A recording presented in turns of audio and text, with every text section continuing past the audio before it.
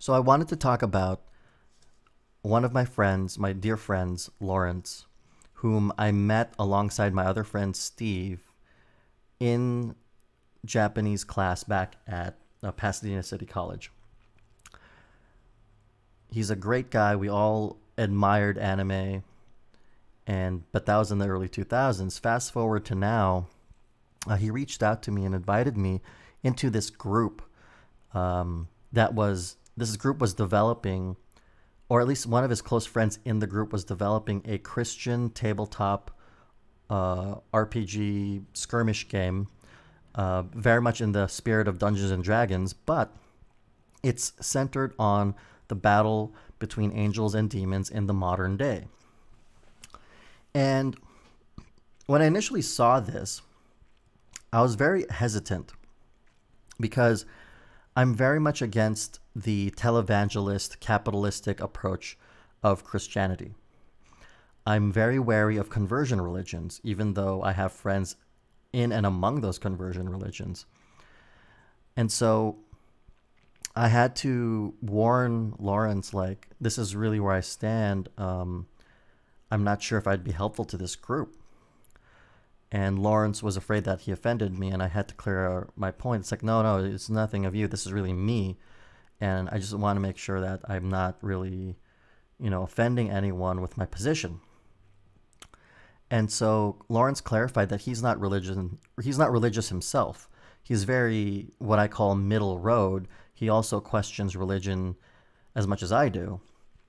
But the reason why he supports his friend in this venture of a Christian board game is because his friend developed a really good gameplay system, which caught my curiosity, and also his friend is very passionate about this, and his friend really got pretty far in developing this game because the illustrations for it are fantastic. Like, they're on par to like what I can see in Pathfinder, if you're familiar with that tabletop RPG, which is a offshoot off of Dungeons and Dragons Third Edition.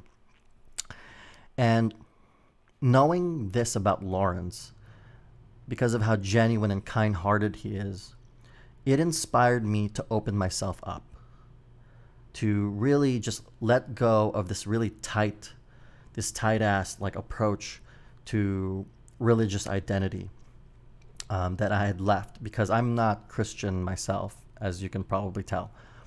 I'm very open to understanding and appreciating the religious and spiritual journeys other people have, and recognizing the value it has given them, both for positive or for negative. Either which way, it's a part of their spiritual identity and journey, which is why I myself have friends in all walks of life, whether you're Christian, Muslim, Hindu, if you follow the Baha'i faith, Satanist, Thelema followers, like all walks of life. And I love every one of you guys for being such amazing people, regardless of your faith identities. And so, with that said, Lawrence helped me recognize that he helped me triangulate the way I perceived religion, because I'm very much of a person of a mindset where it is individual personal accountability, not just the organization itself that you're a part of. And so when I looked at it from an accountability personal lens, that helped me with Lawrence's feedback with just who he is. It opened me up to accepting and participating in this Christian board game development group, because this is not just about like religious policy and all that stuff. It's about, what do these people love to do, and is it really afflicting or affecting anyone? And really, it's just a board game that's meant to be played for fun. And Lawrence even mentioned to me, like, if it was a game about the Journey to the West and the Monkey King, he'd support that too, right? And so I took that to heart. And when I participated in this group that were trying to strategize and give feedback about all the nuances between Christian symbolism and the way society will pick up on it, like, it really helped me understand the broad spectrum of Christian followers. that there are those who are academics, there are those who are very strict religious types, there are those who are just use it as a kind of a community identity. There are those who are very liberal, as much as it's like all walks of life, and it really helped me appreciate and come into touch with the fact that I don't have to stick with this perspective that just because there are Christians that are causing others to suffer, it doesn't mean everyone's doing it.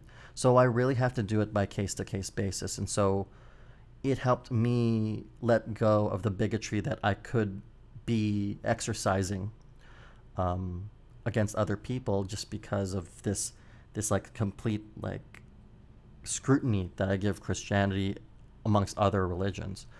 And so I really appreciate Lawrence for helping me become a better person just by being himself.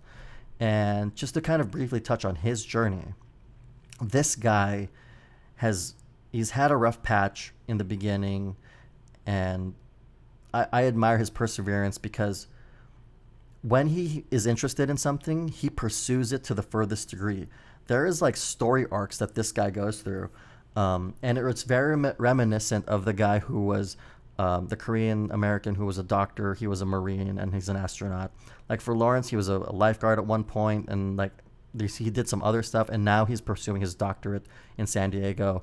But not to put this guy too much on a pedestal, I really want to thank each and every one of you, not just Lawrence, who have contributed to my growth and my understanding in the wide variety of life, because it's helping me communicate and understand and empathize better with not just each and every one of you, but just with everyone in general, even strangers that I have yet to meet.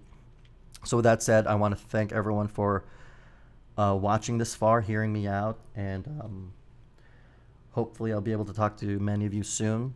And I hope that you'll have a good rest of the week. And I'll give another update more about myself, but I really wanted to touch on this particular thing because it was very touching. It's very powerful for me to have that change in perspective. So yeah, take care, guys. I'm very grateful that you've come this far in the video, and if there's one last thing I'd like to ask of you is to hit that like button, and if you'd like, subscribe, and I'll catch you guys later.